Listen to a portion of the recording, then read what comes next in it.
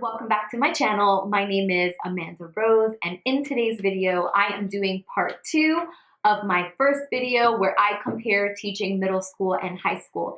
If you have not checked out that first video, I will link it below. And in today's video, I am going to be focusing on 3 other aspects. The first one is lesson planning, teacher-student rapport, and lastly, organizing classroom discussion. So these 3 topics are a little bit heavier when it comes to comparing middle school and high school. So what I'm going to do is do my best to simplify. This is not necessarily where I'm going to give strategies, but more the differences and similarities that I have noticed by teaching both middle school and high school. So if you're interested, please make sure that you subscribe to my channel for more content like this. So let's compare teaching high school versus middle school. So the first one, lesson planning.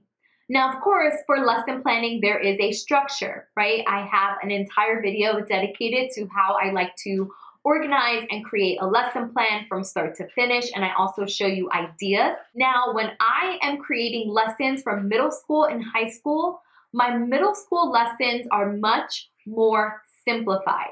Not in the sense where they are easy. Rigor is still high, but they are simplified. We focus on one skill, one topic, and we may have to focus on this for at least 2 days. One skill, one topic, one concept, and then we build on it. First day may be a bulk of really the instruction and understanding the concept with some practice.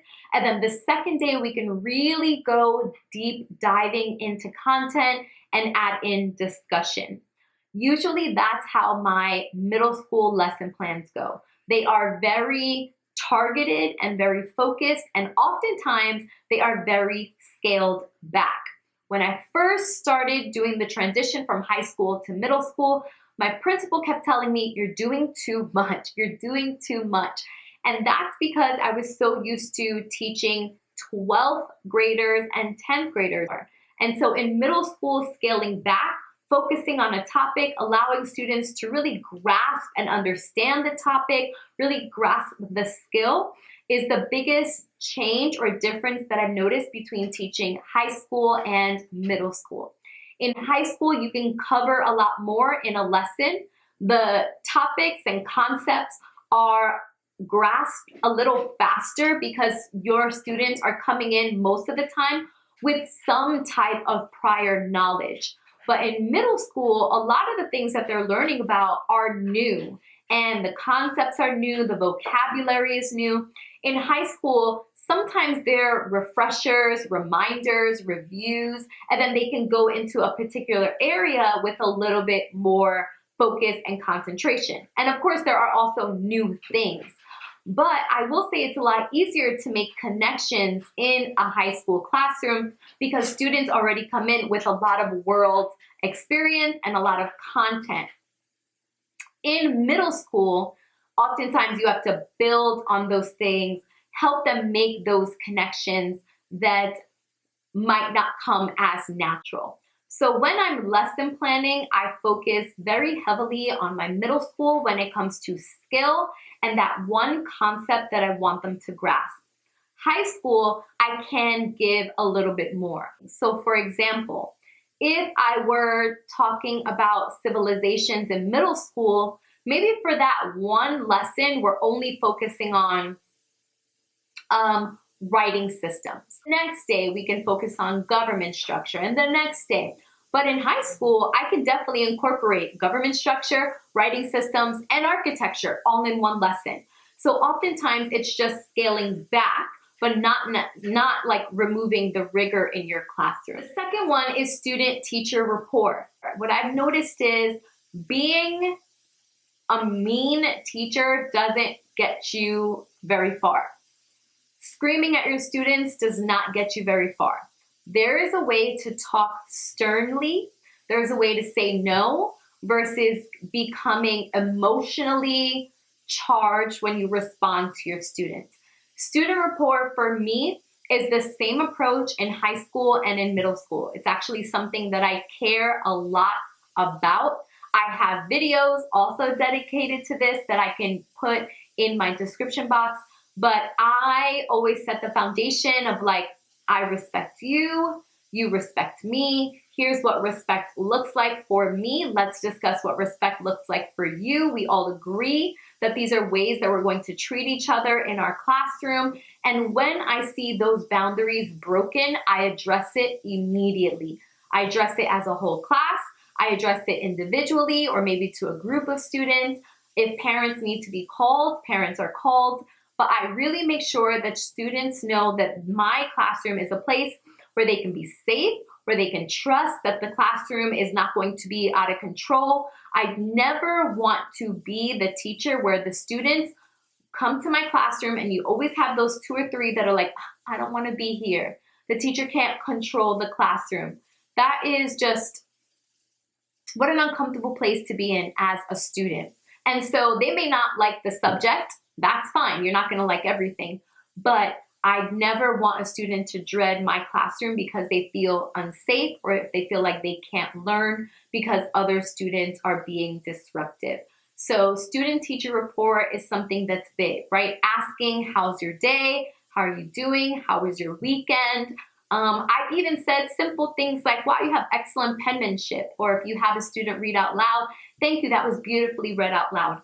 Building up student confidence is, I think, one of the easiest ways that you can build rapport in your classroom. Then the last one is organizing classroom discussion.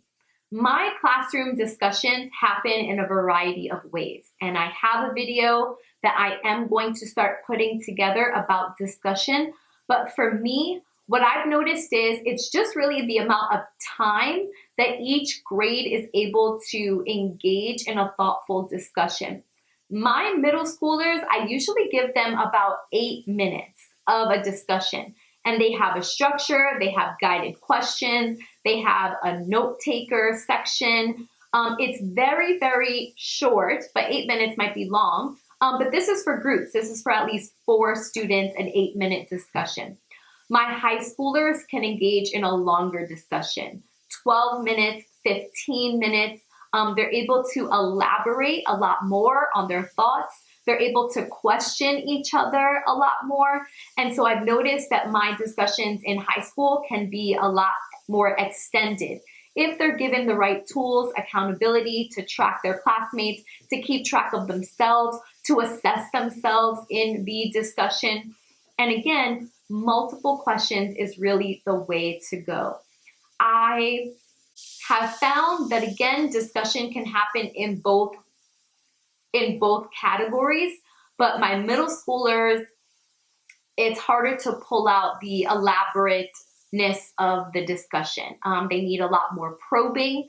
They need a lot more questions that can pull out kind of where you want them to go in the discussion. I have noticed with high school that sometimes it just happens a lot more naturally, but it doesn't mean that you won't have a class or 2 where you may need to put in more of those structures. So accountable talk stems are awesome for middle and high school. I use them both. I keep them projected on the board. And if discussion is becoming a little stale, I will remind them to use one of the stems, to ask a question, but it's all about how you prepare them for the discussion and, again, the amount of time that you allot for it. Start small in middle school. Maybe 4 minutes we're going to engage in this discussion. Every person must share out at least twice. You must take notes. You're going to follow these questions, and then we're going to do a wrap up. Versus in high school, you can start with 8 minutes and really have it structured into your lesson where students feel confident and they feel successful. If you create a discussion that takes too long, they may feel defeated and it might get awkward, right? Sometimes students just don't like talking to each other. It might get awkward if you're trying to create a very long discussion. As long as it's present in the lesson for a certain period of time that you have deemed, and it is doable, then I think you will have a successful discussion. Again, I don't necessarily switch up the strategies. It's more the amount of time that I allot and also the amount of preparation. I do prepare more with my middle school than high school for the discussion. you have protocols for both, but again, high school just comes in with a little bit more experience, and so they're not brand new to that concept, versus in middle school, it might be a little bit more of a process for them to catch on. But that's pretty much it. That is my experience between teaching middle school and high school when it comes to lesson planning, student-teacher rapport, and also discussions. That's where I'm at. Hopefully you guys enjoyed this video. Please give it a thumbs up if you did. Subscribe, turn on the notification bells, and I will see you all in the next video.